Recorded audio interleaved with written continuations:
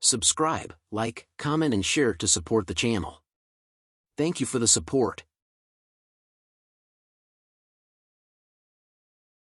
The story begins with a voice asking if you guys wanted to hear something interesting. The voice says that there is just one human being all the top-level gangs in the world fear the most. It was a man that they called Pietro, similar to John Wick, but the surprising thing about this killer is that he is an old man in his 60s. The scene changes to a young man bleeding on the ground. He was seen talking to a man that stood in front of him. He talked about if things had continued like normal, he would have left his mark as a legend. But there are now thousands of killers after him, and he has lost all his money too. He then asks the figure if he thought that it was really pathetic. The figure was wearing a costume mask. The man continues to tell the figure that the legend, who was loyal to his organization, is now under threat of being killed. He soon asks the figure if he was that legend. The legend called Pietro. It's revealed that numerous dead bodies surrounded the man wearing the mask as he scratched his ear. The bleeding man continues to say that it doesn't make any sense. There were thousands of eyes on him and going after his head, but somehow he was still not dead,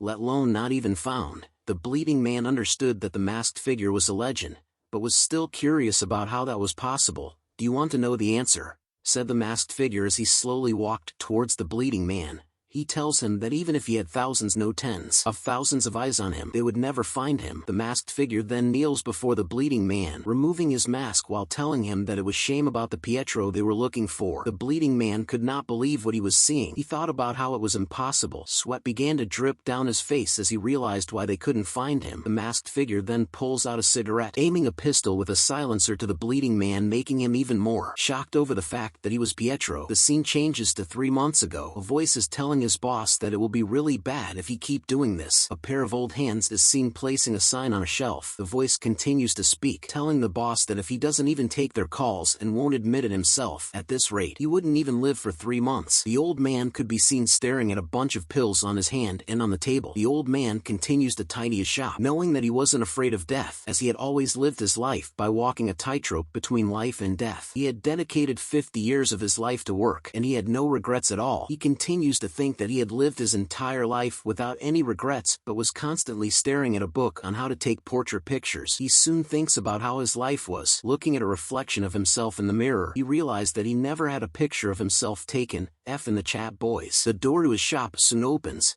A young high school girl enters and greets the old man. She tells him that she was here as she wanted to get some middle school textbooks. The old man didn't respond straight away, but paused silently for a moment before turning around with a smile on his face and says welcome. He tells her that they have all the books except the ones they don't. She then asks if he had any middle school textbooks. The old man replied that they had editions from the 1960s to 2020, including the ones for other nations. He then asked her what year she wanted. She tells him that she needed the most recent one. She informs him that the textbooks were for her younger sibling. The old man took note of that and began to look for her textbook while asking her if she went to the high school across the street here. She tells him yes. The old man then points out that she must be in her last year as he had saw her tag color. The young girl was impressed and asked if he knew the name tag colors too. The old man laughs and informs her that he knew everything about the neighborhood, but then she realizes something. She looks at what the old man had brought out. It was a stack of textbooks that were new and covered in plastic. She tells him that this was not what she wanted. She continues to tell him that she only had 1,001, so she couldn't buy all of this, plus they were brand new as well. The old man tells her that he didn't need it anymore, so he just wanted to give it to her. But the young girl was still hesitating to take his offer. This made the old man rip the plastic cover off the textbooks. That's when he tells her that the textbooks were now used and of lesser value. She tells him that he didn't need to be so nice,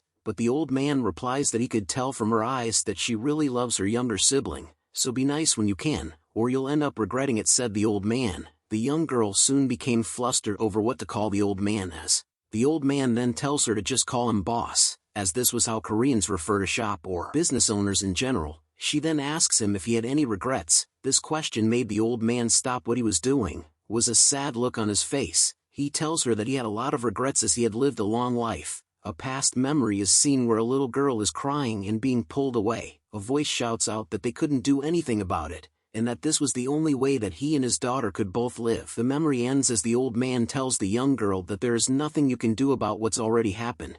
He was sure that she wouldn't get what he means right now, so he advises her to be nice to her younger sibling, and to not do anything she'll regret. He then tells her to go back while she could. Then I won't kill you, said the old man. The young girl held a knife in her hand as she stood on top of the counter. Her face was filled with shock over how the old man knew about what she was going to do. The old man continues to speak, telling the young lady that he knew the faces of all the students from that school, but he didn't recognize hers, so he had to at least check. He then asks her if she said she was in her last year. He then tells her that it was a shame for her, as it has only been 2 years since the school across was built. Damn it, thought the young girl as she recalled what she said to the old man earlier. The old man reveals to her that he was a person who has smelt blood all his life, and asked her if she thought she could cover the scent of her dagger with perfume. The young girl immediately went in for the kill, thinking that the old man knew from the start, which left her with no choice now. But just as she was about to attack him, she thought about how she was the one was holding the knife, but somehow it felt like she was the one who was going to die. The old man gave out major main character vibes as he stares at her. The old man releases his hockey powers, which startles the young lady. Instead of attacking him, she took a defensive stance.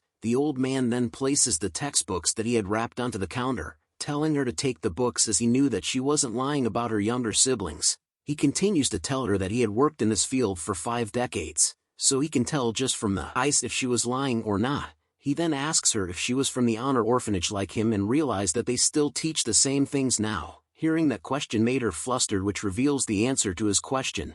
Seeing her flustered made the old man realize that she hadn't learned this lesson yet. He talked about how if their organization fails at a volunteering project, that means it's time for Plan B, he says as he lunges towards the young lady. He grabs onto her throat in an instant and brought her to the back of the shop. As he held onto her throat, the young girl wondered about what the Plan B was that he talked about earlier, when all of a sudden, 2 unknown men appeared from above. They instantly began to shoot at the old man and the young lady, but he was fast enough to dodge their attacks as he leaped forward while covering the young lady. As they land on the ground, he tells her that if she fails her mission, even the volunteers need to be eliminated. As she laid on the ground, she realizes something. The old man was bleeding from his torso. The unknown men started to shoot again at the old man and young girl as they run for cover through the store. The old man turns around to face the 2 men with a pistol in hand, but the unknown men had managed to capture the young lady. The old man was shocked to see this. One of the men took the chance to punch him straight in his face.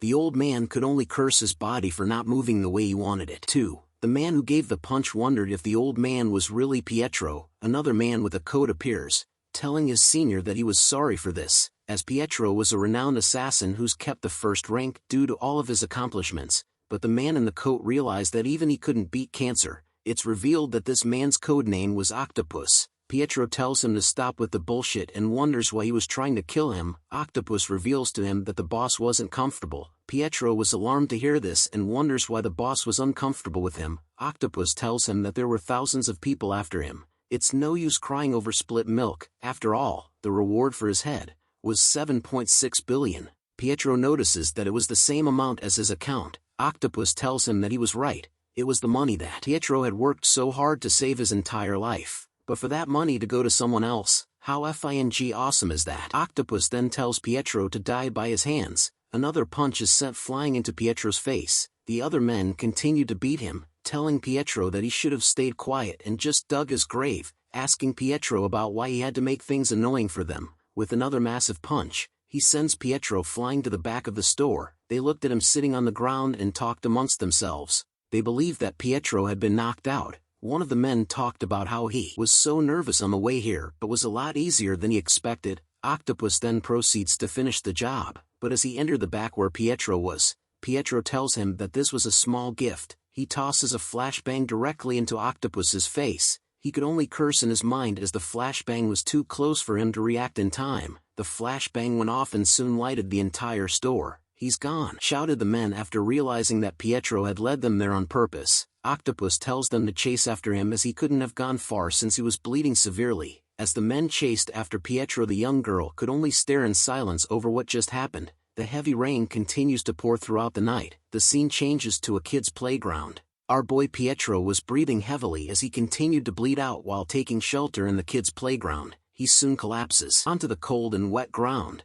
Thinking about how he couldn't even get to put up a proper fight, he thought about how he had gotten so old. He started to look back on his life, about how his entire life was just work, while others were studying. He bled 365 days in a year trying to learn to hold a knife. When others were learning love through calls, he learned to wiretap until he bled from his ears. When others learned to date and love, He came Russia's spy and lived with constant frostbite while others started families and carried out ordinary lives. He survived endless threats in the midst of a terrorist organization. He risked his life for work for decades. But everything changed when a new boss stepped in. The boss called him a senile ass. He had high expectations because of how famous Pietro is, but noted that he had gone soft from old age in his sickness. The boss then decides it's time to throw him away. Pietro had gave up everything for his work. It's not like he wanted a life of splendors, but he wonders if this was all his life amounts to. He can't treat me like this, Pietro thought as he tried his best to stand up once again. He couldn't die like this. He can't lose that money. That money was all he could think of as a memory flashes back to his daughter, but his eyes soon rolled back, and our boy soon drops onto the cold wet ground as the rain continued to pour down from the skies. The scene changes to the flower temple, which was Octopus's base. The two men who attacked Pietro were upset over the 7.6 billion they could have gotten if they killed him. One of them wonders why there was such a high reward for old geezer like Pietro for. The other guy tells him that it was because Pietro was a legend, but his friend didn't care. He tells him that he even threw away his kickboxing champion title for their current life. He pulls out a picture of Pietro while telling his friend to watch him as he was the one that was going to kill the old man and succeed in life. But a voice speaks out, asking them if they knew that's the first picture he ever took. The two men were alarmed to see someone beside them and wondered if it was Pietro. They compared the photo to the young man that stood before them, saying that it wasn't Pietro but just somebody who wore the same clothes. The young man continues to tell them that it was the first picture of him that was ever taken. He continues to tell them that he didn't get it either. When he woke up he was already like this. The two men wondered about what the young man was saying to himself. They soon tell him that he was in the wrong place and that this place wasn't for a student, but the young man grabs onto his wrist, telling him that he knew where he was and that he wanted them to guide him to Octopus instead of wasting his time. The two men then exchanged brief looks with one another after hearing what the young man said. They soon realized that he was also in the same field as them, so they asked the young man about what he came here for, but then tells him that he had to die. A loud thud sound is heard.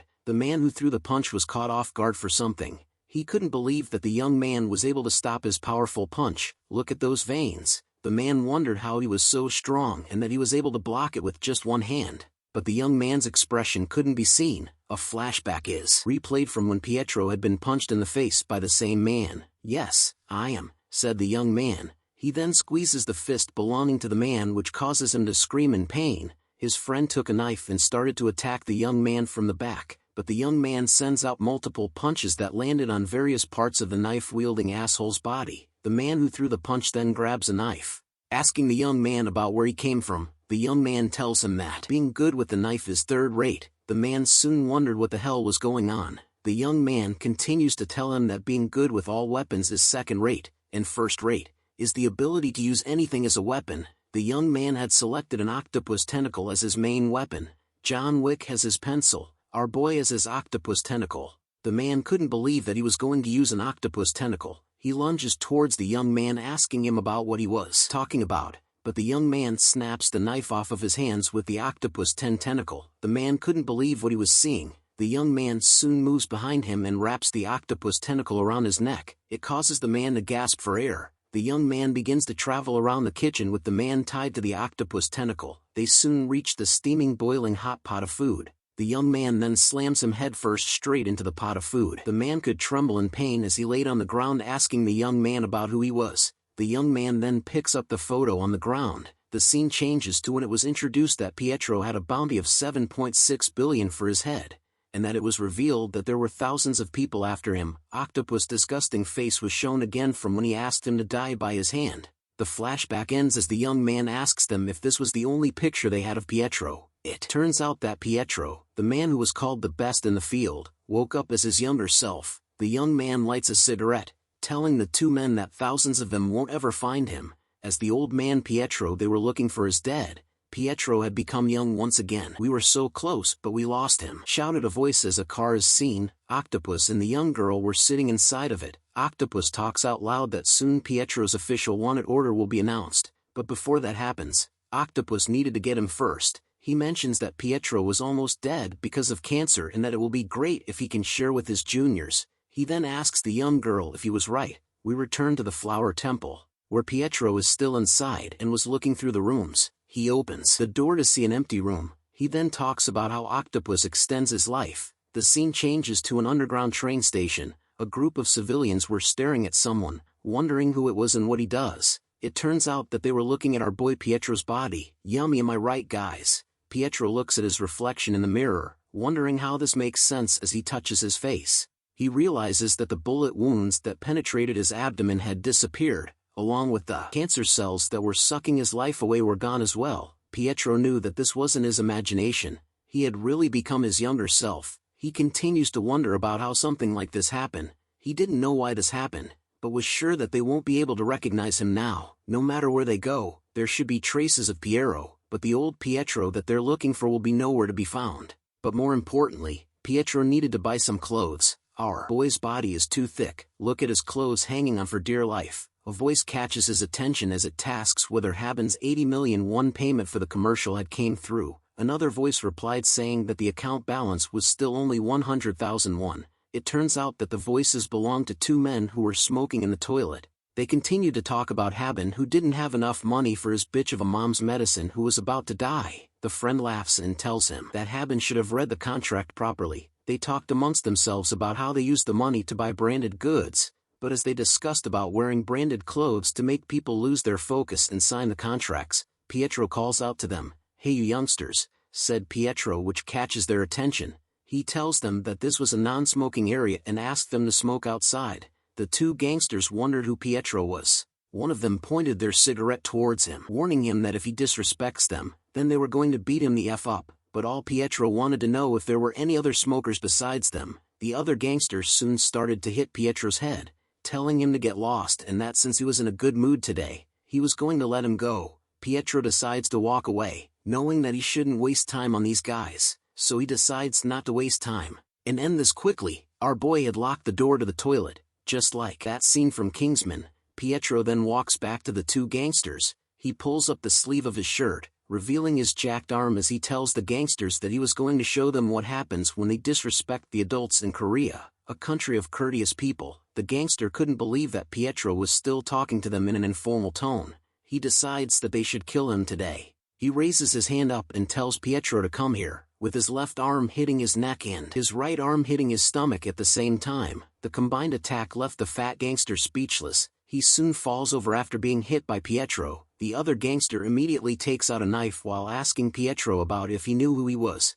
Pietro tells him that he didn't know him but knew what kind of knife he was holding. It was a pocket knife. He then tells the gangster that he was holding it the wrong way. He warns the gangster that he was going to cut off his finger if he held it like that. But the gangster didn't care about the warning. He continues to taunt Pietro by calling him a bitch. Pietro then looks at him with his eyes glowing bright red, showing and telling him that if he was going to stab him, then his arm shouldn't be in front of him. The gangster had enough and lunges towards Pietro with his pocket knife while telling him to shut the F up. In 3 short motions, Pietro managed to knock the knife out of his hand and grab onto it before stabbing him with it in 3 places on his body. The gangster held his neck after being attacked and kneeled onto the ground while screaming. Pietro informs him that he didn't get stabbed because if he did, he would have died 3 times already. The gangster soon backs into a corner of the toilet while asking Pietro about who he was. Pietro tells him that he didn't know about the illegal things he did, but if he knew who he was, that was when Pietro pierces the gangster's shoulder with his thumb, causing him to scream out in pain.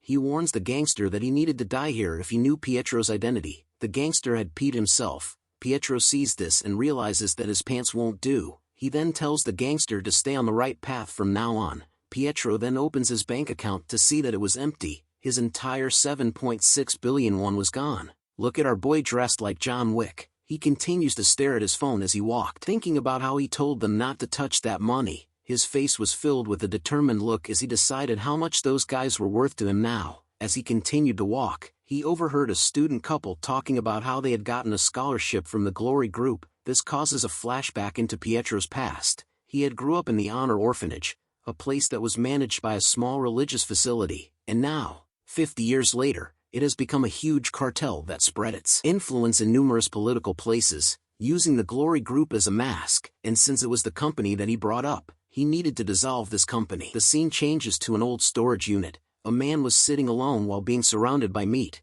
He asks somebody a question on why he came alone to get him. Turns out it was Octopus. He tells the man that was sitting that since he wasn't Pietro, there was no need to bring anyone else. The The man laughs at his reply, telling him that the guys from Glory Group were being so greedy and that if they had trusted Pietro, they would all have died early. But Octopus didn't care if he died early or not. He tells the man that they should stop the conversation here now and end this quickly. He asks the man if he knows that finishing it quickly will be less painful, but the man continues to laugh and calls Octopus a child. He tells Octopus that he had basically set up a festival for him. Octopus was now surrounded by a bunch of grown men, not in a porno way. These guys were from the Vacna Mercenary, the best civilian military enterprise in the West since 1984. The man knew that Octopus wasn't one of the 12 disciples of Glory Club, which made him wonder why Octopus was being so arrogant. He then tells his mercenaries to get going as their guest was waiting. He tells them to treat him well. The mercenaries that surrounded Octopus immediately rushed towards together,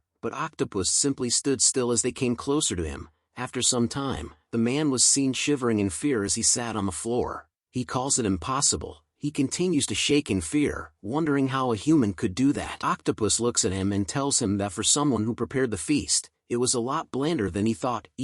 Octopus had wrapped himself around the mercenary in an ungodly way. It was revealed that his rank was B+, and that his trait was full-body flexibility. He was also the rank 1 in Jiu-Jitsu in Korea. The man shouts at Octopus to not come any closer. He begs him to go away just as Octopus lunges himself towards him with his head twisted the wrong way. The scene returns to the Flower Temple, where the two men who attacked Pietro at the start continued to lay on the ground after being knocked out. Pietro questions about whether the CCTV were destroyed and that there were no traces of weapons. The young girl agrees with him, which made Octopus realize that there was only one person who could have done this. He tells her that it was Pietro. He was surprised to learn that the old man was staying alive and had started to kill his guys. He continues to tell her that Pietro's wanted order was going to be issued soon, so no matter what, he needed to get to him first. He tells the young girl to report to him once she finds his location, but all she could think of was that sweet old man who had given her brand new textbooks for her younger siblings as well as saving her life back in the store. But her flashback ends as she agrees to Octopus' orders. They soon open the door to a room. A servant was with Octopus and the young lady. He spots something and noted that they were not open today. He asks our boy about what brought him here and if he had a meeting with them. Pietro tells them that he didn't, but he does have a grudge. Octopus wondered if he got pressured for his credit. Pietro tells him yes and that it was a large amount. He tells him that it was about 7.6 billion. Octopus continued to wear a smile on his face, but it soon became serious as he orders his man to close the doors. Octopus figures that the young man who sat in front of them was connected to Pietro, but even if he wasn't, Octopus ensures Pietro that he wasn't getting out of here alive now. But Octopus felt that something was off. He looks at the young man, wondering how much he knew about Pietro as he was sure that he was a part of their club, but they had no information on this guy. Octopus continues to wonder if the young man in front of them was Pietro's hidden son or disciple, but knew that's not it as Pietro was always alone. An intense eye-staring contest soon began between Octopus and Pietro. Octopus then points two fingers up, telling Pietro that he was going to give him a chance to live as he had two choices. The first choice was to tell them Pietro's location and then he can leave. The second choice was to die by a gunshot to his head for resisting. Pietro thought about it and tells Octopus that he didn't want either of those choices. He then takes a piece of Octopus with his chopsticks, telling Octopus that there's yet to be someone who survived. After hearing this, he then presented them with a third option. The third option was that he was Pietro. Pietro had finally revealed himself as Pietro to Octopus' head and that he was the one responsible for the deaths of his subordinates. Octopus couldn't believe what Pietro had said, so he tells him to repeat. Pietro couldn't believe that a young man like him was already having hearing problems, so he repeats himself. "I killed those two," said Pietro. Octopus couldn't understand what the young man in front of him was saying as he didn't believe that it was Pietro, so he continued to assume that Pietro didn't kill his subordinates, which makes things messy. But then he wondered if the guy in front of them was telling the truth, and that if Pietro wasn't the one that killed them, then why the hell did this young man attack them? Pietro continued to chill as he sat in front of them while eating the food on the table, but Octopus soon calls out to him, telling him that the gun the servant and girl were holding was real. So they needed to be clear on one thing. How are you related to Pietro? Pietro didn't answer as something catches his eye. He noticed that the young high school girl was behind Octopus and was wielding a knife, so he continued to eat the food while asking Octopus if he wanted to know. Octopus tells him that he does, so Pietro offers him one method of knowing. "Just kill me," was Pietro's method as he tells Octopus. He couldn't believe it and tells Pietro that it was the perfect method as he was really good at it. He tells his servant to hold his breath as he aims the gun at Pietro, but something else happens. Two fast objects were sent flying into the neck of the servant and into the silencer of the pistol that he held. The young high school girl turned to see that the servant had fallen to the ground without firing a single shot. She noticed that there was a chopstick inside his neck. She couldn't believe that it had pierced his vital point. Pietro then grabs onto another pair of chopsticks. John Wick style everyone. She looks at him and notices that he was around her age, and yet none of her friends of the Glory Club were capable of doing that. Actually, she was sure that if you went around the whole country, you wouldn't be able to find anyone who could do what he just did.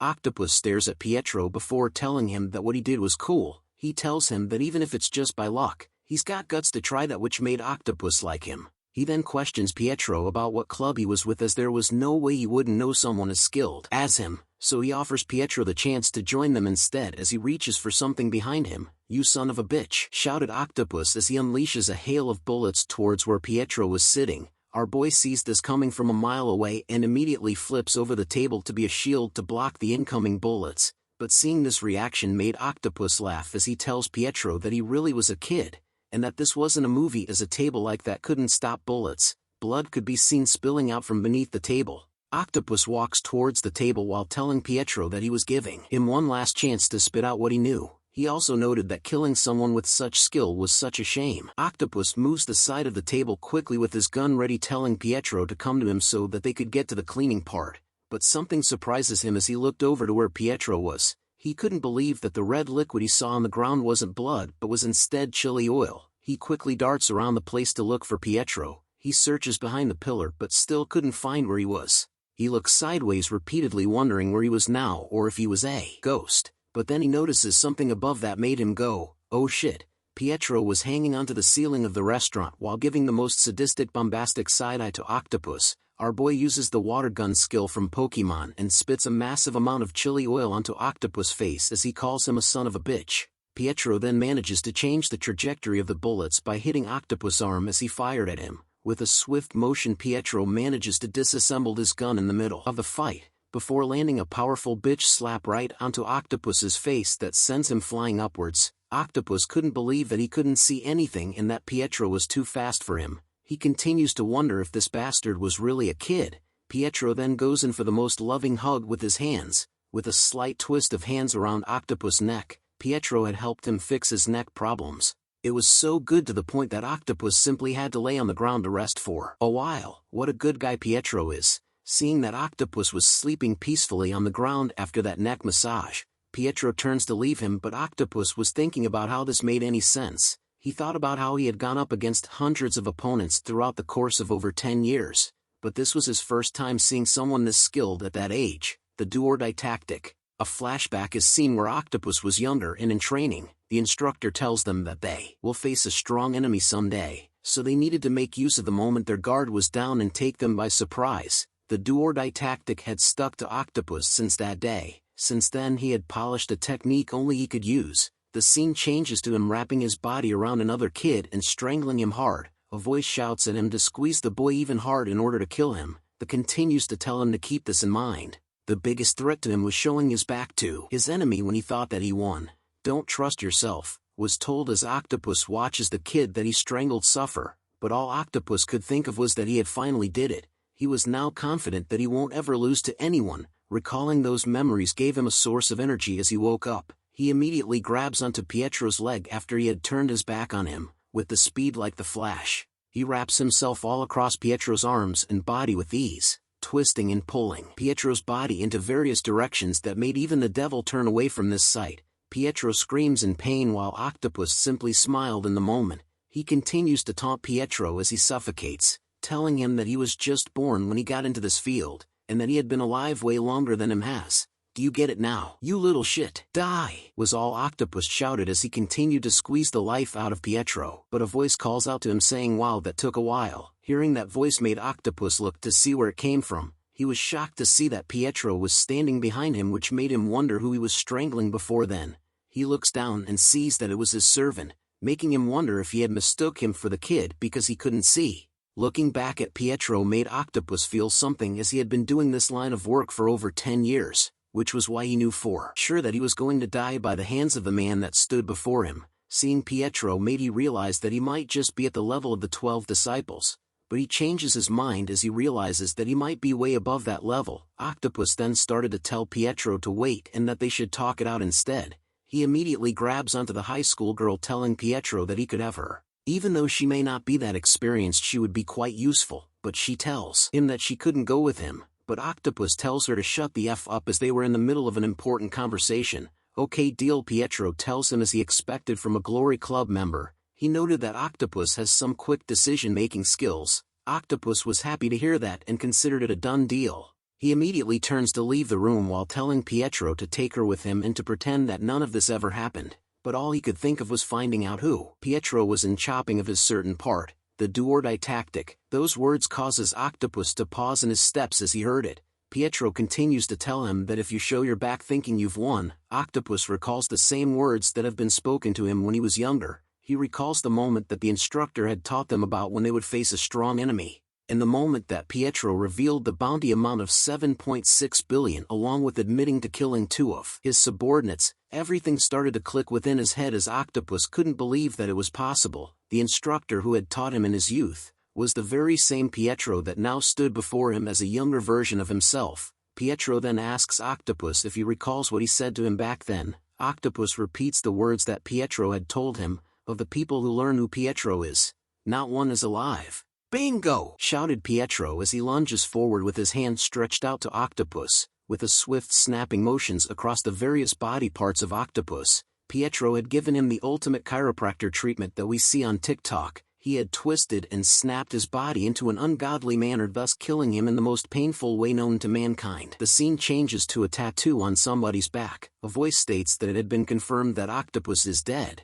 and that the CCTV footage inside had been deleted, and when they got there, there were no traces left. Oh, how amusing, said another voice as he commented that an old man on the verge of death after being shot by a bullet returns within a day and kills 4 trained killers without leaving a trace. A bounty of 7.6 billion, an SSS rank mission. He then tells the man to inform the Glory members all over the nation. An hour from now, he will issue a hunt for Pietro. A little girl is seen walking with her dad as she points up to something and tells him to look. Everyone that walked by on the street seemed to be drawn to something as they looked in the same direction. Even Pietro was staring at the exact same thing as the other civilians. It was an advertisement of his older self where it states to treat the elderly to a warm deal, and to call the number with 76. Pietro thought that they really had went all out distributing those flyers. As he continued to walk through the streets, volunteers were seen handing out flyers to everyone, telling them that they were from the Glory Welfare Foundation. Pietro takes one of the flyers but knew that there was no need to look for him.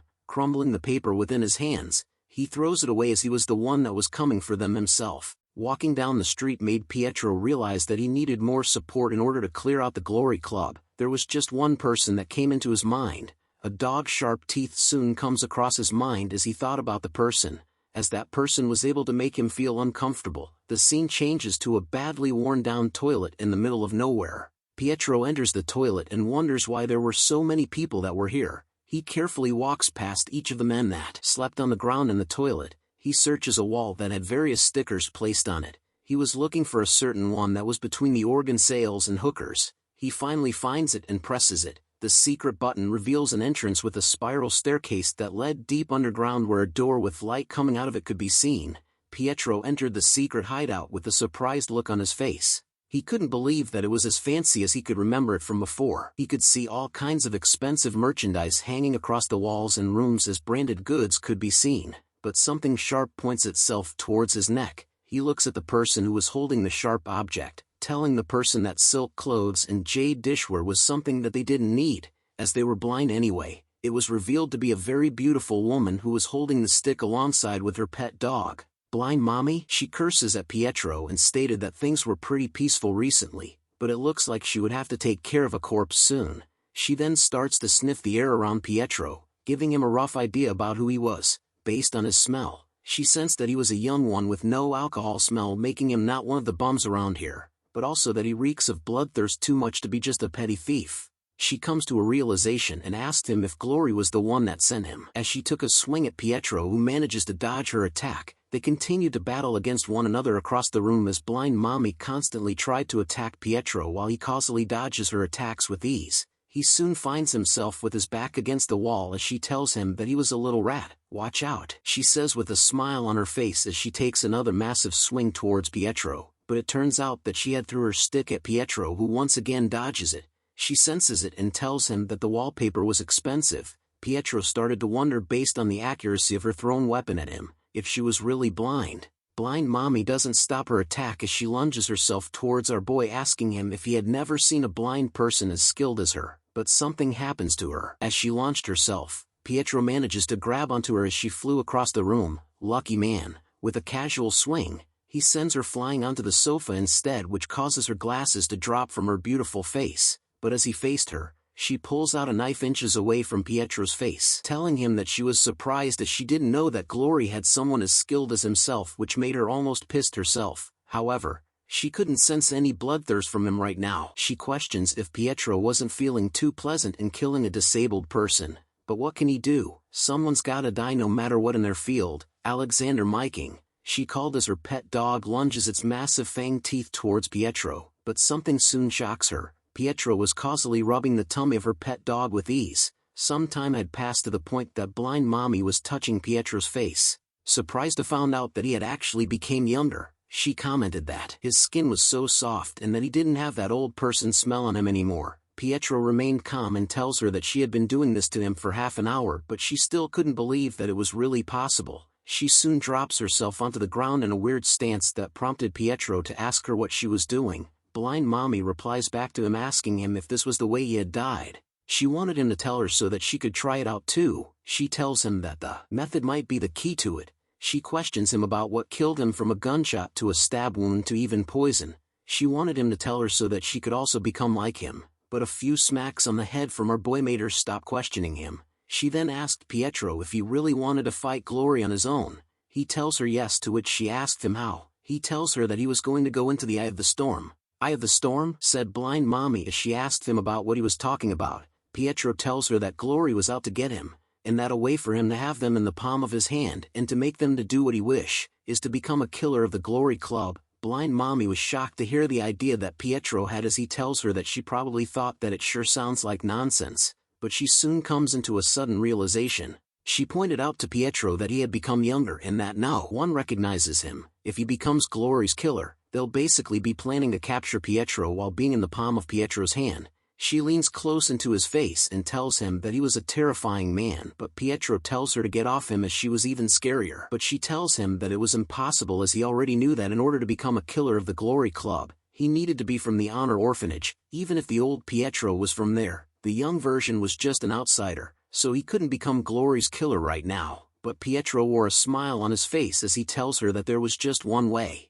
The scene changes to a school where a voice asks another person if they see it as she was losing it. A group of girls are seen talking amongst themselves as they talked about how their school had become good again. They all looked at the new hot student. This way Pietro's method to become Glory's killer, which was to enter the Divine Honor High School. The girls continued to talk about Pietro, about how his skin was clearer than their future and that his name was Kim Sungu, which was freaking sexy to them. The girls approached him and told him that they needed to go to the auditorium. Pietro replies back that he understood. Hearing his voice made the girls comment that his tone was unique too. Divine Honor High School was a private school built by the Glory Foundation. It looks like an ordinary school from the outside, but its purpose was to raise killers. They discreetly operate a killer class, and Pietro was going to get into that class, which is the only other route to becoming a killer of the Glory Club. A banner is hung with the words Women's Ballet Creative Awards. Pietro soon enters the auditorium where groups of students were gathering together. A tiny sticker speaker was attached near Pietro's ear.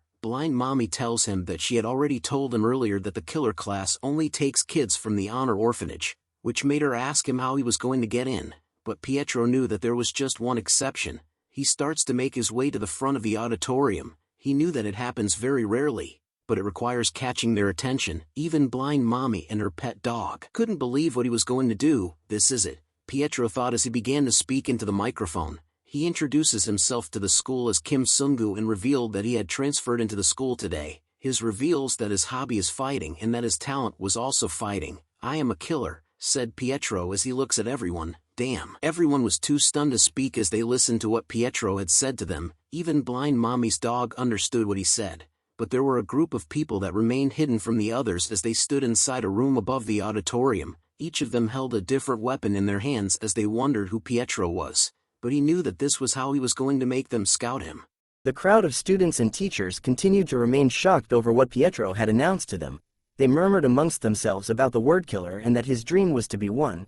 Even blind mommy and her dog were both shocked to see what the old man was doing. Pietro then went to add on to say that he had forgotten one thing. He announces once again that he was going to be a killer that was good at studying.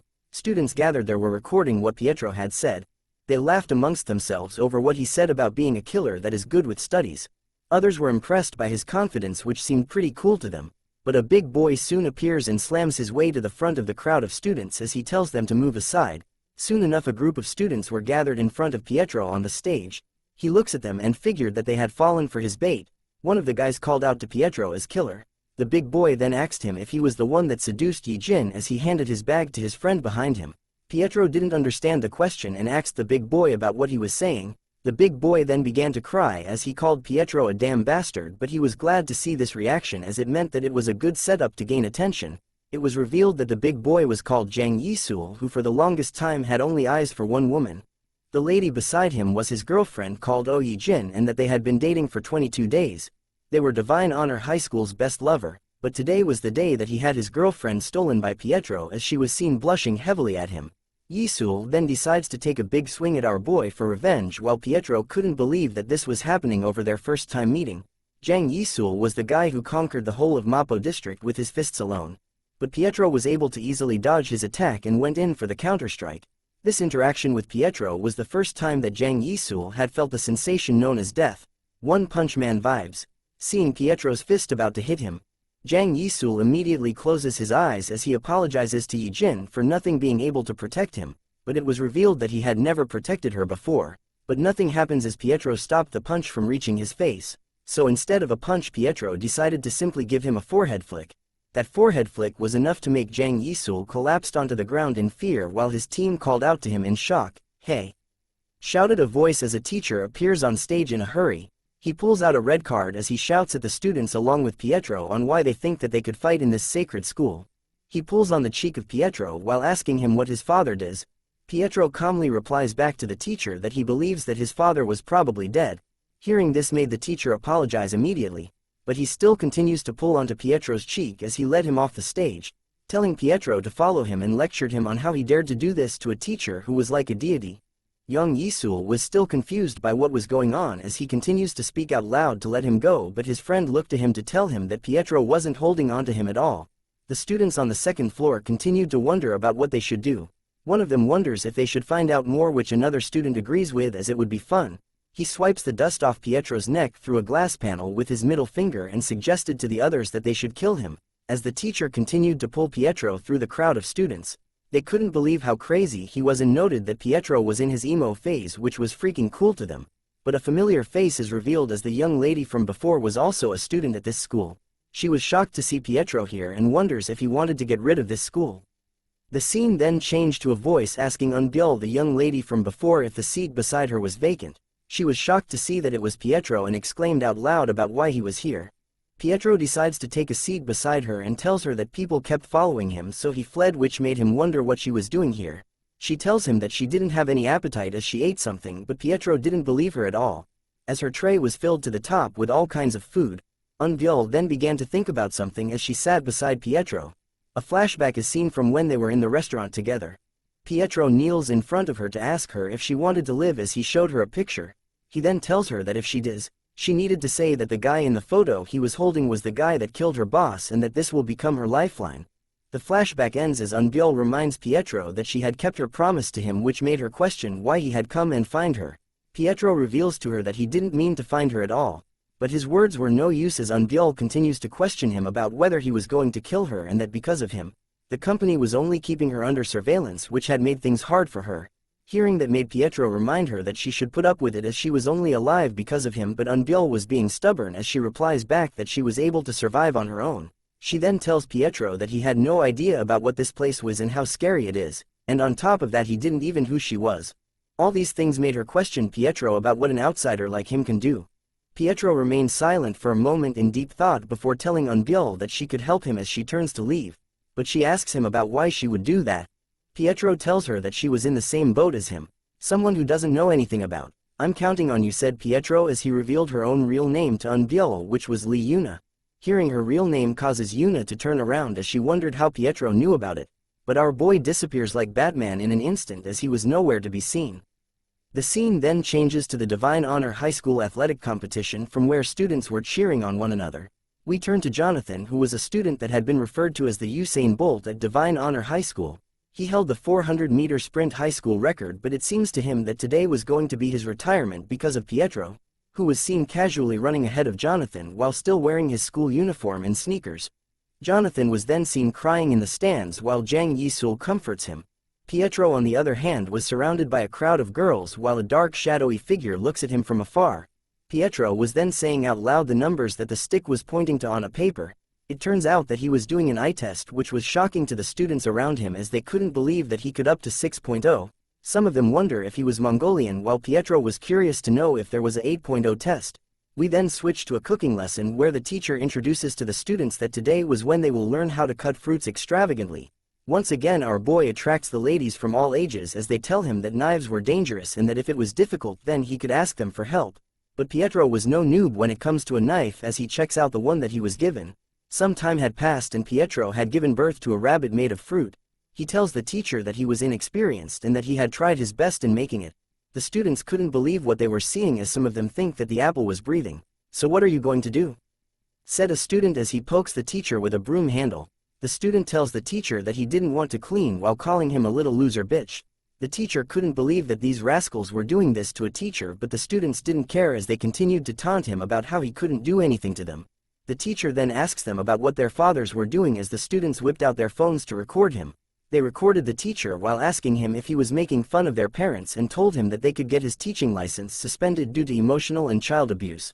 All these insults made the teacher call them rascals for violating his authority as a teacher, but the students didn't care at all. One of them even slams the teacher onto the ground, telling the teacher that he was the school authority. The students then asked the teacher if he knew what was scarier than penalty points, and that if they sue him his teaching license would get suspended. The other students wonder if they should upload the video they recorded onto TikTok, but just as one of them was about to upload the video, he noticed something. They spotted Pietro, who they nicknamed as Killer, coming towards them. Pietro sees the situation and asks the students if they were the ones that hit the teacher, but the students threatened Pietro to move along as he couldn't even do anything to them. But Pietro didn't want to move and asked the student about what would happen if he doesn't move. The student replied that he would spit, of course, and proceeds to do it. The other students laughed while Pietro gave off a nasty glare. The student then asks him about what he was glaring at and that if he doesn't want to die, he should F off quietly, but then he decided to take a swing towards our boy. Pietro immediately dodges the attack easily, which catches the student off guard. He continues to throw out various punches, but none of them landed onto Pietro. The other students were laughing over this as they wondered how he was not able to hit Pietro even once. Even the student giving the punches soon wondered why he couldn't hit as Pietro continued to dodge with murder in his eyes. He soon counterattacks by leg sweeping the student, which causes him to fall flat onto the ground. Another one of the bullies appeared behind Pietro and tells him to eat the brick that he was holding, but a quick upwards motion stops him in his tracks. Pietro had swung his arm up so fast that it destroyed the brick that the bully was holding into pieces. The three bullies were then seen apologizing to the teacher based on Pietro's instructions. With their arms raised in the air, they hopped away from Pietro while shouting at him that justice will prevail. Seeing their reaction made him comment that it was why he won in the first place. He soon turns around to ask the teacher if he was okay, but the teacher continued to tremble in shock over seeing his student fight again in front of him. Pietro ignores his words and reached out to the cell phone that the bullies had dropped from earlier. The phone contained the video from when they bullied the teacher, but as he was reaching for the phone on the ground, the teacher suddenly became an MMA fighter and could be seen giving out a spinning kick towards Pietro. A loud sound is heard as the teacher commented that it was to be expected. He noted that his eye for people was rather accurate. Pietro wonders what he was saying after blocking his kick with just one arm. The teacher noted that he knew that Pietro wasn't a normal guy, based on the fact that the cup that the teacher was holding onto hasn't spilled a single drop while Pietro was fighting with it. The teacher soon asks Pietro where he learned to do that, but soon changes the question to why did he learn that. Pietro reveals to the teacher that he learned it in order to get revenge. against the glories that stole his life. He continues to tell the teacher that his house, family and money, everything that he had accumulated had been lost and that he was the same as dead. The teacher then asks Pietro if he had any thoughts on joining the volunteering club as he sipped the cup of coffee in his hand. This is one jacked teacher. Hearing that question brings a smile to Pietro's face as he had been waiting for this moment. Flashbacks could be seen from when he had participated in various school activities and that it was revealed that the teacher was the one who had been watching him from the shadows. The teacher, known as Li Guangyu, was also known as Glory's killer instructor. Pietro and Guangyu soon walked through the halls of the school where he tells Pietro that the school had a killer development class which was more like a volunteering club. A few children learned the ways of life as a killer and noted that Pietro was a rare transfer student, but warned him that it won't be easy. They soon reached a door where Pietro slowly opens it as Guangyu welcomes him. This was where glory killers are fostered, the volunteering club. Seeing all the NPC-looking characters made Pietro wonder if this place was really where they raised killers. Guangyu soon calls for everyone's attention and tells them to focus as he and Pietro stood in front of everyone. He introduces Pietro as a new volunteer who will be working with them from today onwards. Yuna wore a shocked expression on her face during Pietro's introduction as she continues to misunderstand his intentions while thinking why he was here. She continues to look at Pietro and wonders why he was staring at her while hoping that he doesn't say anything, but our boy sends her a cute wink that sends shivers down her spine as she grabs notice of it. Yuna quickly turns her head away from Pietro, thinking that either something went into his eye or that he was trying to tell her that he was going to kill her. Pietro then introduces himself with his fake name called Kim Sungu and thanks the class for their warm welcome, but all he thought of was that this was a very ordinary-looking place where they raised killers. "Warm welcome my ass," said a voice. Two buff lords appeared to tell Pietro that they didn't care about what the F his name was. Looking at these two made Pietro realize that there were at least some people who looked fit at least. The student with some messed up ears was known as Dokgo Hung, who was from the 58th generation of the Honor Orphanage. His special trait was speed and something else that was currently unknown. He tells Pietro that only people from the Honor Orphanage are allowed in here. The second student, called Jay, who belonged to the same generation as Dokgo, has the special traits called Ultra Strength and Grappling. He wonders how it made sense for an outsider like Pietro to be here, but all Pietro could think of that he was also from the Honor Orphanage and was the first generation. The teacher seems to ignore their words and tells the class that they should just do a simple welcoming party.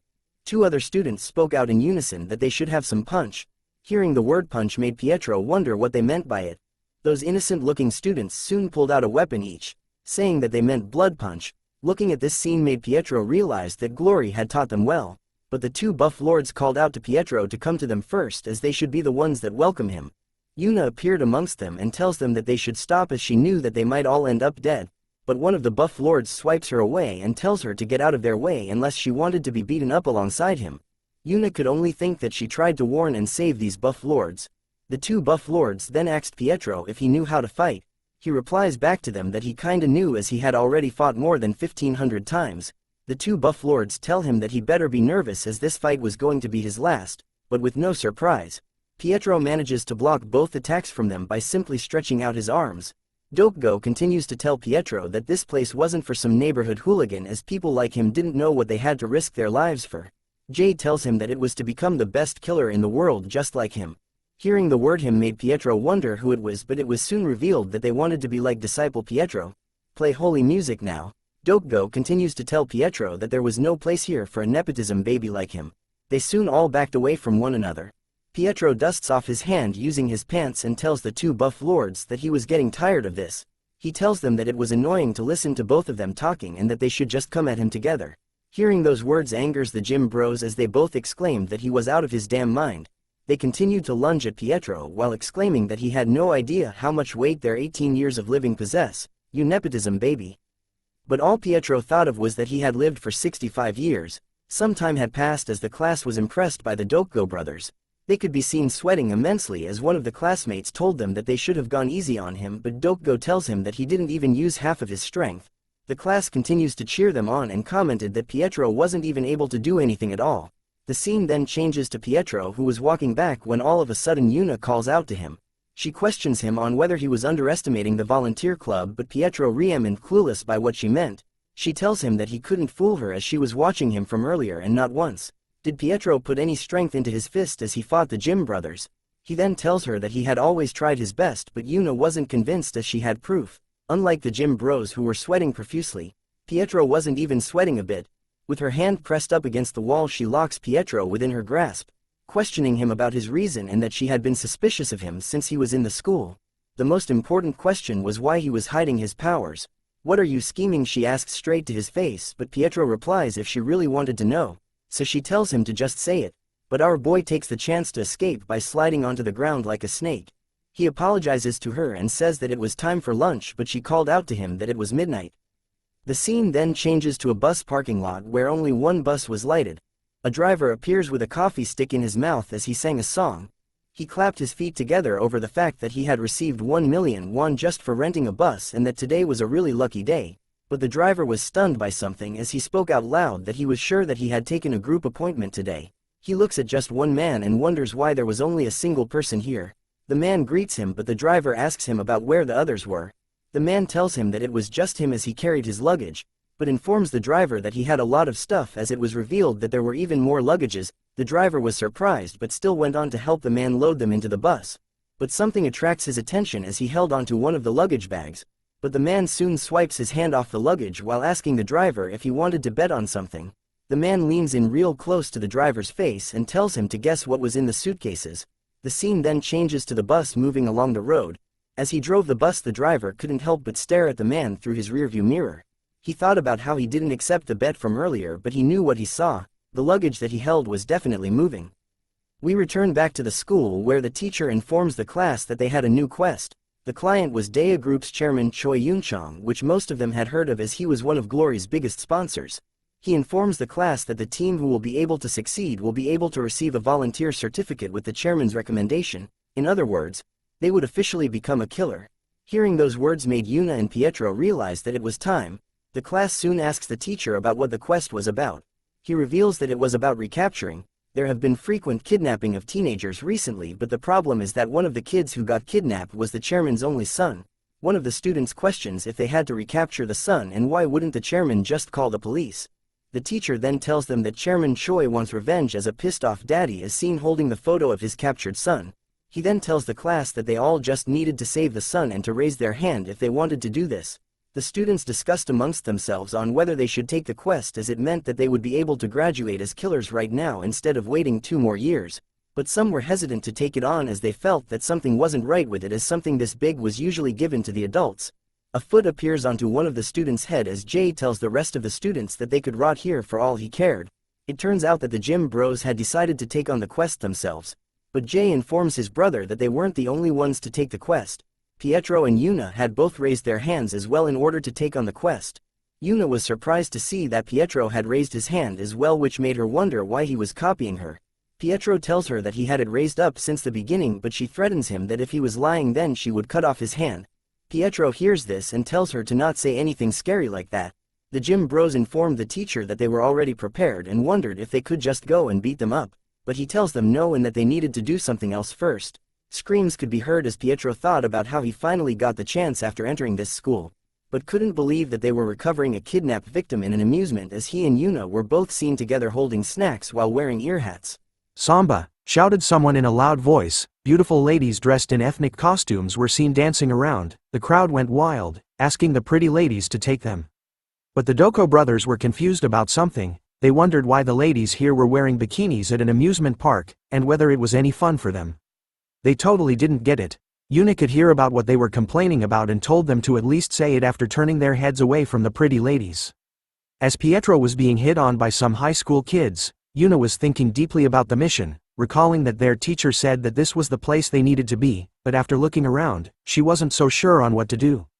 In a flashback, the teacher is seen giving a debrief to the team, explaining that the amusement park was where President Choi Soon-chang's son had been kidnapped. He reminds them that they needed to secure the hostage and take down the kidnapper, which sounded easy enough, but as Yuna looks at the amusement park map, she recounted that they only knew that the son had been last seen at Palin World, which brings the question of whether he was still alive and where he was. Even though they were at such a huge place, there were no clues for them to follow. Out of ideas herself, Yuna turns to Pietro, hoping that he would have some idea on what to do in this kind of situation itself. After all, Pietro always gave off the feeling that he knew everything. It turns out to be true as our boy tells Yuna that they needed to go somewhere else first.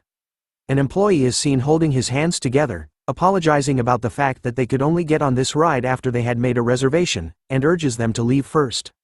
The Doko brothers didn't understand why they needed to book a ride before getting on it and started to pick a fight with the employee, threatening to leave some bad reviews. Other people from the amusement park were laughing at their situation as they could see that this was their first time at an amusement park. One of the random NPCs from the crowd mentions that they needed to first install the app in order to love the park even more. Pietro caught wind of this as he turned his head. Yuna was the one to download the app on her phone, informing the others that both the Atlantis and haunted house were fully booked. The smaller Doko brother started to insult Yuna, asking her if she had come here to play and wasn't thinking about the mission at all, making him think that she wasn't cut out for this. But after some time, the same brothers who were making fun of Yuna were now enjoying themselves at the merry-go-round, smashing the horses they were on loudly and repeatedly while shouting "Giddy up Sebastian," while kids from the age of 7 were staring at them in disbelief. The Doko brothers even found some time to get a ride together on the bumper car event, cruising around the place at a fast speed while still leaving the little kids speechless as they watched grown men playing hard and fast. We now turn to Pietro and Yuna, who were at a shooting game. The person in charge tells them that this game was easy and that he was running the business at a loss over it. But in truth, the owner saw Pietro and Yuna as pushovers, thinking that they wouldn't be able to shoot down the targets at all and that this was free money to him. Especially since he rigged the game by making the targets heavier than usual. He was hoping for them to spend hundreds of dollars in order to try as much as they can. Once they do, the owner would be done for the day. Picking up the rifle to inspect it, Yuna commented that it had been such a long time since she held onto a fake gun. Within minutes, the two of them were simply victorious, leaving the game booth with its largest and most expensive prizes, leaving the owner stunned on the ground as he couldn't believe what just happened to him. The player got played. After winning the game, Pietro stood alone in the middle of the amusement park. Hearing the Doko brothers and Yuna having fun, they soon called out to him, asking him to come over to where they were. Looking at them with their balloons and rabbit ears, Pietro could see how excited they were. He figured that this was their actual first time at an amusement park, because they must have had the same childhood like him, where they were constantly forced to train or die. So looking at them being all happy, Pietro prayed that they have as much fun as they can right now. After all, they didn't know when they would be able to laugh like this again. After escaping from the boys, Yuna found herself a quiet bench to sit on and eat while questioning what they were doing as they didn't come here to play. But as she chewed on her food, a notification sound could be heard from her phone. Looking at it, it was the AirPods notification, telling her that President Choi Eun-sang's son's AirPods were close by and that she was able to get a signal from them. Which meant that where she was could be where the son had been kidnapped. Tracing the signal, Yuna found herself at a strange place. It turns out that the signal was coming from the women's restroom. As she opened the door to the women's bathroom, she thought that someone else might have picked up his AirPods or that it might be someone with the same name. Instead of waiting for the others, Yuna decided to head in alone by herself. Upon entering the toilet, there was another lady in uniform standing near the sink. Looking around the place, there was nothing unusual that Yuna could spot, but the signal was definitely coming from the female student in front of her. So she called out to her, thinking that she couldn't be mistaken and needed to ask the student politely with a smile. "Where did you get those AirPods?" said Yuna with a creepy smile on her face, causing the student to scream loudly as she faced her. The boyfriend of the student immediately rushes into the toilet, asking his girlfriend about what made her scream that loud. The female student told her huge boyfriend that Yuna suddenly appeared behind her and wanted to hit her. But this wasn't what she wanted to do at all. Not listening to Yuna's explanation, the boyfriend was ready to smack the shit out of her, believing his girlfriend that Yuna was both a hitter and pickpocketer. The boyfriend started to repeatedly push Yuna, who still manages to dodge his touches, while the girlfriend started to gaslight things, saying that all she needed was an apology. The boyfriend wanted the same, but only after a small beating, he said as he raised his hand towards Yuna, who saw it coming. Back at the boys, the Doko brothers were curious about where Yuna was, and figured that she was someplace eating again. They even asked Pietro if he knew where she was, but he didn't have a clue. Instead, he assures the brothers that they didn't need to worry about anything dangerous happening to her. Taking the huge lollipop from out of her mouth, Yuna uses a single arm on the big bully to leap high above him in a single motion before he could hit her. In another second, she had wrapped her arms and legs all over the huge bully, lucky guy.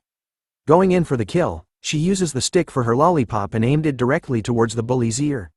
But at the very last moment, she stopped herself as this was something she did unconsciously. After showing the student couple that she wasn't a lady that they could mess with, she wanted to hear the truth from the girl now. Grabbing her face and pulling her close, Yuna questions the female student once again, who this time has tears in her eyes and was trembling in fear over where she had gotten those pair of AirPods. As usual, giving off the main character vibes, Pietro was just standing still and using his phone, but still managed to grab the attention of everyone around him, both male and female. Before long, Yuna rushes over to their side, screaming at them that she had found something. She informs them about how she had discovered the son's AirPods and that she had also found the place where he had lost them. Hearing that, Pietro realized that they both had discovered and thought about the same place. Looking around the amusement park, he explains to everyone that no matter where they went, there were always lots of people, so the only place where someone can easily disappear off was one that makes the behavior of being kidnapped look normal. It had to be a place where it was not strange for someone to scream or jump at someone.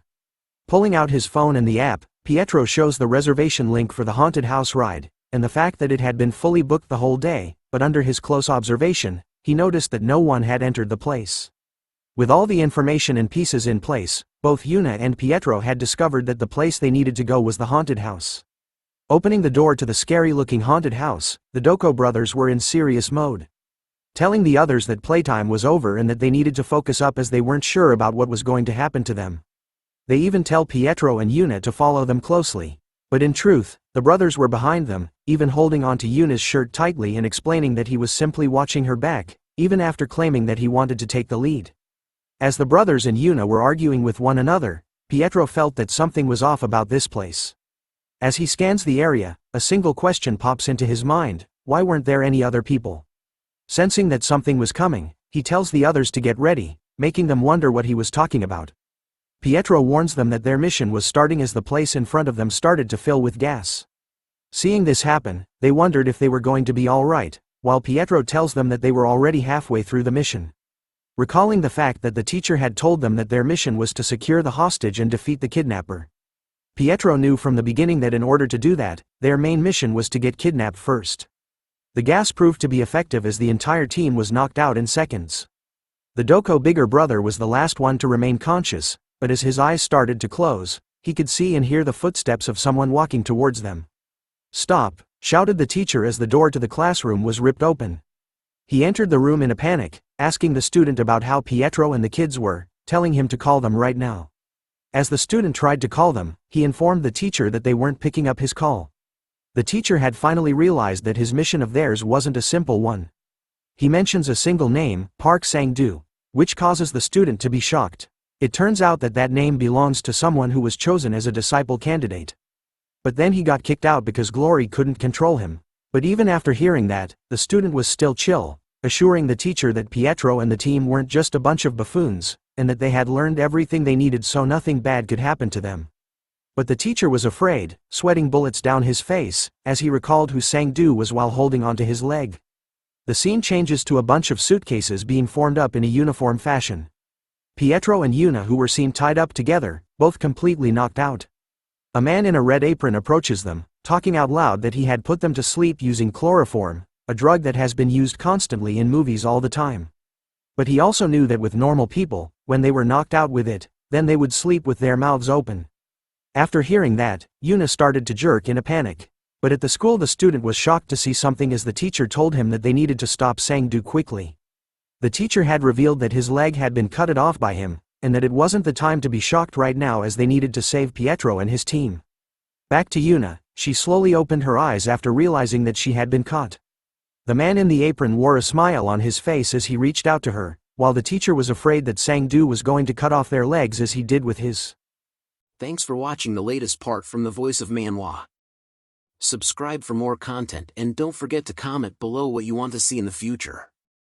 Like and share for more.